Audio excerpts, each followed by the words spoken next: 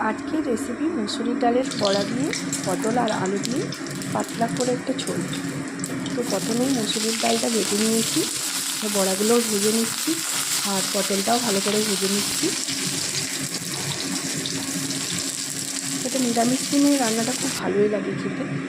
তো এদিকে কড়াইয়ে তেল দিয়েছি, পাঁচফোড়ন আর শুকনো লঙ্কা দিয়ে বেটে রাখা মশলাটা দিয়ে দিচ্ছি। আদা ছিল, জিরে ছিল আর টমেটো বাটা। আর তারপর দিয়ে দিচ্ছি হলুদ গুঁড়ো, জিরে গুঁড়ো, লঙ্কা গুঁড়ো,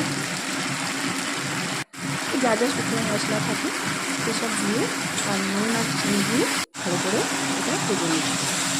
এরপর সেদ্ধ করে রাখা আলু ছিল সেটা এর মধ্যে দিয়ে কষে নিচ্ছি। এরপর বাকি আছে পটল আর কষে বড়াটা দিয়ে ভালো করে নেড়ে করে নামিয়ে নিলেই রেডি।